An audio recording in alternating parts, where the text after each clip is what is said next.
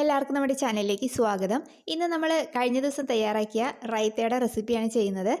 അപ്പോൾ നിങ്ങൾക്ക് അറിയാമെന്നുണ്ടെങ്കിൽ ഒന്നുകൂടി കണ്ടു നോക്കൂ, ഇല്ലയെന്നുണ്ടെങ്കിൽ ഇത് കണ്ടിട്ടൊന്ന് ഉണ്ടാക്കി നോക്കൂ. അപ്പോൾ ആരെങ്കിലും നമ്മുടെ ചാനലിലേക്ക് ആദ്യമായിട്ട് വന്നിട്ടുണ്ടെങ്കിൽ ഒന്ന് ചാനൽ സബ്സ്ക്രൈബ് ചെയ്യാൻ മറക്കല്ലേ. അപ്പോൾ ബിരിയാണിക്കും ഫ്രൈഡ് റൈസിനും നല്ല അടിപൊളി കോമ്പിനേഷനായ റൈത്തയാണ് നമ്മൾ ചെയ്യുന്നത്. അതിന് വേണ്ടിയിട്ട് ഞാൻ ഒരു ചെറിയ സവാള, ഒരു ചെറിയ തക്കാളി, 2 നല്ല എരിവുള്ള പച്ചമുളക് നന്നായി കഴുകി വൃത്തിയാക്കി ചെറിയ കഷ്ണങ്ങളാക്കി അരിഞ്ഞ് വെച്ചിട്ടുണ്ട്. അപ്പോൾ എരിവിൻ്റെ അളവ് നിങ്ങളുടെ ഇതിനനുസരിച്ചിട്ട് മാറ്റം വരുത്തുക. ഇനി ഇതിലേക്ക് നമുക്ക് കുറച്ച് ഉപ്പ് ചേർത്ത് കൊടുക്കാം. എന്നതിന് ശേഷം നമുക്ക് നന്നായിട്ട് ഒരു സ്പൂൺ വെച്ചിട്ടൊന്ന് ഇളക്കി യോജിപ്പിക്കാം. അതിന് ശേഷം അതിലേക്ക് ഞാൻ 2 കപ്പ് നല്ല കട്ട തൈര് മിക്സിയുടെ ചെറിയ ജാറിൽ വിപ്പ് ചെയ്തെടുത്തിട്ടുണ്ട്, അത് ചേർത്ത് കൊടുക്കുകയാണ്. അപ്പോൾ അധികം പുളിയില്ലാത്ത തൈര് വേണം നമ്മൾ ഇതിലേക്ക് യൂസ് ചെയ്യാൻ കേട്ടോ.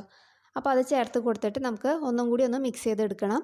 എന്നതിന് ശേഷം ഇതിൻ്റെ ഉപ്പൊക്കെ ഒന്ന് ചെക്ക് ചെയ്ത് നോക്കാം. ഉപ്പ് കുറവാണെങ്കിൽ കുറച്ചും കൂടി ചേർത്ത് കൊടുക്കുക. ഇവിടെ ഇപ്പോൾ എല്ലാം പെർഫെക്റ്റ് ആണ്. ഇനിയിപ്പോൾ ഇതിലേക്ക് ഞാൻ കുറച്ച് മല്ലിയില അരിഞ്ഞത് ചേർത്ത് കൊടുക്കുന്നുണ്ട്.